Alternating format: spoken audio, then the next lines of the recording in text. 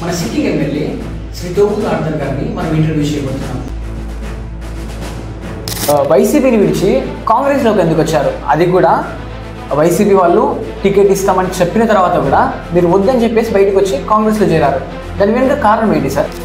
అధికారము ఇన్ఛార్జికి బదలాయించామా?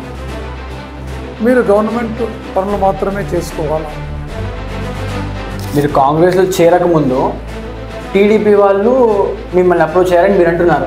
కాకపోతే మీరే టీడీపీలోకి వెళ్ళాలని ప్రయత్నం చేసి కాకపోతే అప్పటికే వేరే అభ్యర్థికి టికెట్ కన్ఫర్మ్ చేయడంతో మీరు ఇట్లా కాంగ్రెస్ వైపు వచ్చారని కొన్ని ఊహాగానాలు వినిపిస్తున్నాయి. టీడీపీ కాదు కదా, ఎవరికన్నా చెప్పండి, ఎవరన్నా చెప్పండి, ఏ మొహం కూడా నేను చూసేటువంటి పరిస్థితి లేదు.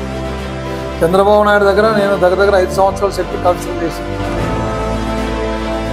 మీ అనుచరుల గురించి మాట్లాడితే మీరు అధికారంలో ఉన్నప్పుడు మీ అనుచరులను ఏ విధంగానూ ఆదుకోలేదని, అందుకే వాళ్ళు వేరే దారిలో చూసుకుంటున్నారని నియోజకవర్గ ప్రజలు అనుకుంటున్నారు. ఇవ్వలేదు అంటే కొంతమంది స్వార్థ పనులు ఉంటారన్న, రాత్రి బొవ్వలు పనులు చేయించుకుంటారు కావాల్సినటువంటి, కానీ వాళ్ళ స్వార్థం, వాళ్ళకి కావాల్సింది ఏంది? లేదు, టికెట్ లేదు, ఎవరైతే పవర్ వస్తుందో. నేను రాజకీయాల్లో ఉండను. ఆ రోజు వాళ్ళందరూ మొత్తం ఆ స్టేజ్ పైన దద్దరిల్లేటట్టు మాట్లాడినారు. మీరు అధికారంలో ఉన్నప్పుడు సాయం కోరి వచ్చిన చాలామందిని వాలంటీర్లుగా అపాయింట్ చేశారు. స్వయంగా మీరే వాలంటీర్లుగా అపాయింట్ చేశారు. మీరు ఇప్పుడు కాంగ్రెస్లోకి వచ్చిన తర్వాత ఆ వాలంటీర్లు అందరూ మీకు తోడుగా నిలబడతారని మీరు అనుకుంటున్నారా? వాళ్ళు నాకు సాయం చేస్తారని నేను ఎప్పుడు, వాళ్ళ సాయం చేస్తామని వచ్చిన వాళ్ళను కూడా నేను నో అంటాను.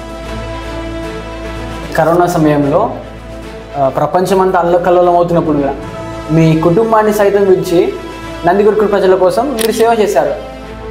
ఇన్ఫ్యాక్ట్ ఏ ఎమ్మెల్యే చేయని విధంగా మీరు సాయం చేశారు. దానికి అభినందిస్తూ మీ పేరుని గిన్నిస్ బుక్ ఆఫ్ వరల్డ్ రికార్డులో నమోదు చేశారు. నందికొట్కూరు నియోజకవర్గాన్ని నేను ఒక వరల్డ్ బుక్ రికార్డ్స్లో నేను ఇప్పించగలిగాను. మాట్లాడి తిరిగి ఇమ్మీడియట్గా బోటెక్కి రావడం జరిగింది. ఎవరు సార్ అందులో? ఎందుకని గౌరచరితమ్మ అని చెప్పేసి అంటారు.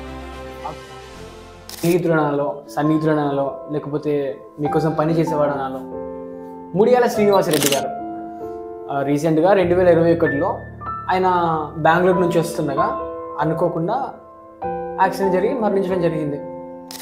నాకైతే ఒక కుడి భుజం పోయిందని చెప్పేసి నేను అనుకుంటున్నాను.